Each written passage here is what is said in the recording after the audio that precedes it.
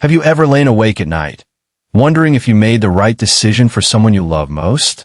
I'm about to share a personal story that might answer that question for you. Hello, dear friends. Thank you for being here.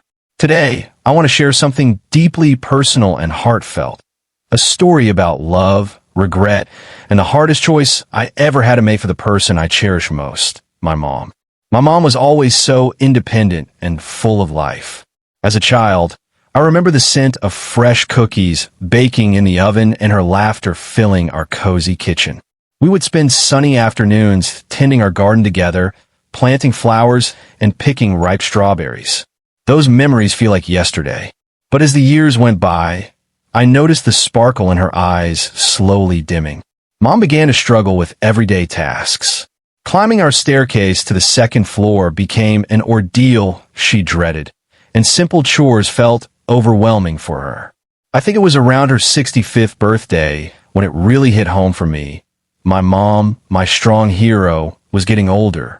One evening, I found her on the stairs, one hand against the wall to steady herself, the other holding a basket of laundry.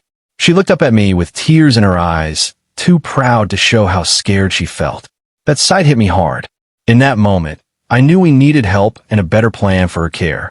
The decision, a heart-wrenching choice. For months, we tried everything at home. I hired a kind caregiver to come a few times each week for help with meals and chores. We installed grab bars in the shower and rearranged furniture to make moving around safer. I made it home early for dinners whenever I could, and we spoke on the phone every evening, no matter how tired I was. We even tried a live-in assistant for a while, but it was expensive and Mom felt uncomfortable with a stranger in her home. Despite all that, I worried more each day. Mom had several hospital visits after small falls, and each time she'd brush it off, "I'm okay." But I could see the fear in her eyes. One afternoon, I got a call from Mom's neighbor. She had slipped on spilled milk and sprained her ankle. Panic swept over me. I realized that even though we tried so hard, the risk was still there. My work was demanding. I often traveled for meetings, and my siblings lived in different cities with their own families. I felt torn in every direction, guilty every second. Guilt for not being there enough, for chasing deadlines while my mom was hurting. Finally, after another hospital visit, a kind doctor gently suggested long-term care. My heart sank as I realized what that meant. With a heavy heart, I decided to move Mom into a nursing home so she could receive constant care. I remember the day we packed her favorite quilt, our family album, and her beloved China tea set. We drove to the facility in silence. Mom stared out the window at the familiar streets and trees passing by. I gripped the steering wheel tightly, tears blurring my vision. Arriving at the nursing home, Mom helped choose decorations for her new room. We hugged there, tears in our eyes, as I promised, "I'll come every day, I promise." As I closed the car door to leave, I realized I hadn't said, "I love you." I stood by her window and called out, "I love you, Mom." She pressed her hand against the glass and gave a small smile and wave. In that moment, I promised myself I would never break that promise. If you faced a similar decision for someone you love, please take a moment to like this video. It helps others know they're not alone. At first, life in the nursing home seemed okay. The staff was kind, the rooms were clean, and there were activities to keep Mom engaged. I hoped she would make friends and enjoy the convenience of care. But I quickly realized, no matter how nice the place was, it wasn't home. Every evening when I said goodbye, Mom would grip my hand a little tighter than usual. One visit, she peeked at a photo I brought, tracing the figures with her finger through the glass. My heart ached. Even with the best caregivers, nothing could replace the comfort of family and the smell of her own home. I kept my promise and visited Mom almost every day. We played cards at her small table, and I cooked her favorite spaghetti recipe in the facility's kitchen. We still had our bedtime chats on the phone when I couldn't be there in person. But as weeks turned to months, I let other things pull me away. A big project at work needed extra hours. Friends planned trips I didn't want to miss. I even skipped one visit to attend a cousin's wedding. Each time I told myself, just one more week. Then one icy winter afternoon, during a work meeting, my phone rang. It was the nursing home. "There's been an accident," they said. My heart stopped. I rushed out into the cold snow, nerves jangling, and made it to the hospital as fast as I could.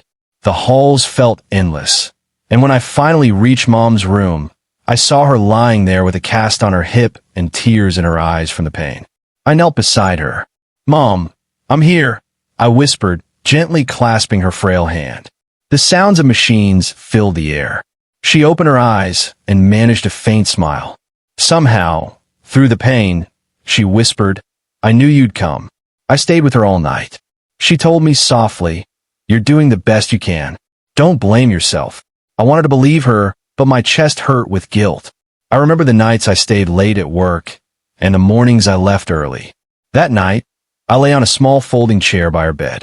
I watched her breathe and remembered us baking cookies when I was a kid. I whispered apologies into the darkness, hoping she could hear. The regret, lessons learned the hard way. A few days later, before dawn broke, Mom took her last breath. She died peacefully with my hand in hers.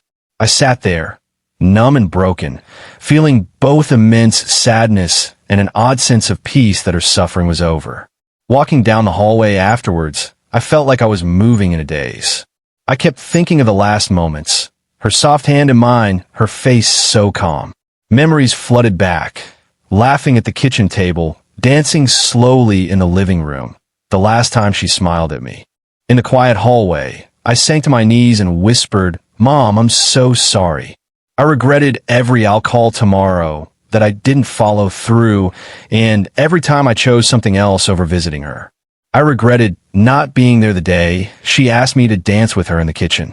Friends, this is the hardest part to share. If you're feeling a lump in your throat or tears in your eyes, know it means you care deeply. You're not alone in this pain. Many of us have felt this regret and heartbreak. If this story resonates with you, please share your feelings in the comments. Sometimes sharing our stories can bring comfort and understanding. Now, I want to turn this pain into something positive by sharing what I learned. These are the life lessons I wish I had known sooner, and what I want to pass on to you. Life lessons from my journey. Time is irreplaceable. Time with loved ones is the most precious gift. One day, I chose work over visiting Mom, thinking I could make it up later. The next week, she was gone. Don't wait for the perfect time. Call them today. Visit today. Even a short chat or a simple hug can mean the world. Memories can't be rewound or fast-forwarded. Include them in decisions. Make sure your loved one is part of the conversation. Talk openly about options and feelings. I brought Mom pictures of the nursing home and explained why it could help her. She looked at me with understanding and asked me to promise one thing. Don't forget to come see me. Involving her eased some of her fears and mine. Quality over convenience. We often assume that a professional facility will fix everything, but nothing replaces the human touch. No matter how great the nursing home was, Mom missed the little things. The smell of her garden, the taste of her home-cooked meals. Think creatively if you're far away. Maybe she could stay at home on weekends with a visiting nurse, or a family member could come help. Remember, cooking her favorite meal, playing her cherished songs, or just holding her hand. All those gestures show her she's loved more than any service can. Respect their wishes. Our elders have wisdom and simple wishes worth honoring. One day, Mom told me she wanted to feel the sun on her face in our garden again. I wheeled her outside into the warm sunlight, and we sat together quietly. She smiled and said, "This is perfect." Sometimes the simplest wish, a short walk, a favorite song, a cup of tea, can create the most beautiful memory. Always ask them what they want. You'll find their answer is a gift to both of you. Practice self-compassion. I blame myself constantly, but we need to remember we do the best we can with what we have. Mom knew I loved her and wanted the best for her. When guilt overwhelms you, talk about it. Reach out to friends or support groups. Forgive yourself as you would forgive someone else in your shoes.